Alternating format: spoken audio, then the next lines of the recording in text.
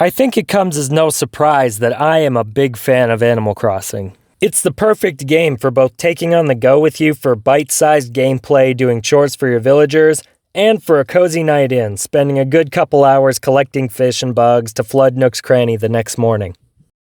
But this new manga...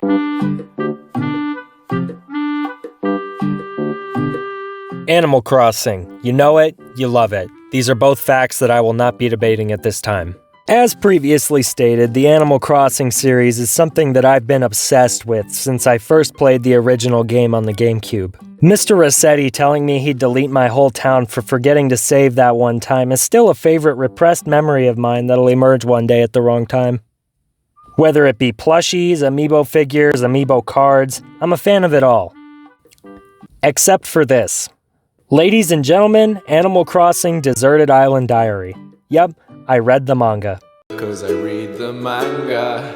The book was originally announced mid-August and I was stoked. Finally, a comic about one of my favorite franchises. I'm a big Sonic fan and used to read the Archie comics religiously, so a brand new series about my current video game obsession sounded right up my alley. It was a bit disappointing. That's not to say that I hated it or anything, but I just believe that it could have been a lot more than what it was. So let's go over it, what I didn't like, what I did, and how they could improve in the next edition.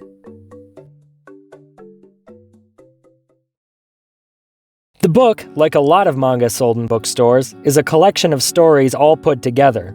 I'm not going to go too deep into any of the stories in the manga because this video is already going to be long enough as it is.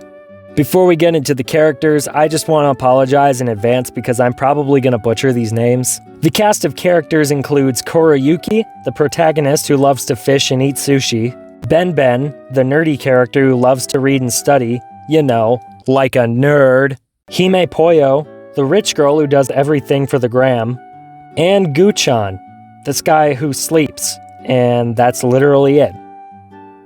I'm serious, he doesn't do anything else. All of the characters here feel very one-note, but especially Hime Poyo and Guchan.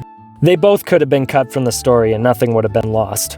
Hime Poyo feels like a character that was only added so that they could have a girl character in the story, and Guchan literally does nothing. He's not funny, and he barely interacts with the other characters in any way. His whole purpose is to push this joke about how he talks through snot bubbles, which...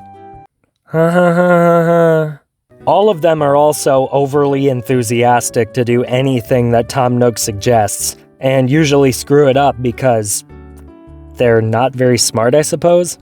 Each story features a different mechanic in New Horizons, like how Wisp the Ghost works and what to do when you find Gulliver. My main issue with the stories isn't just that I think they're bad, they're just over before they can get interesting at all. Like, literally, in the story where they meet Wisp, they have to help him collect the pieces of his spirit, just like in the game. However, instead of doing that, they get sidetracked and go to Lucky the dog's house. And after a few panels of random junk and Ben being scared, you know, like a nerd, they see a spirit piece. So you'd assume they'd go back to gathering the pieces once they see it, right? Nope. Instead of that, Korayuki gets dazed for some reason, and then we just cut to after they've already collected all of the pieces. They don't show any of it. And now we're back at Lucky's house like nothing ever happened. What even is the point of making a story about collecting pieces if they don't even show them collecting the pieces? My point in this little rant is that the stories have an apparent lack of focus and just go off in whatever direction.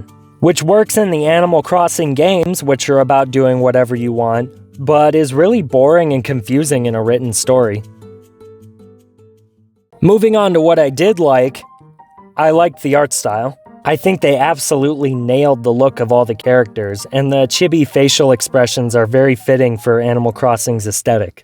Also, at the end of the book, there are some panels showing parts of the manga creator's real Animal Crossing island that were drawn by her, which was a nice touch, especially when you could have just used screenshots.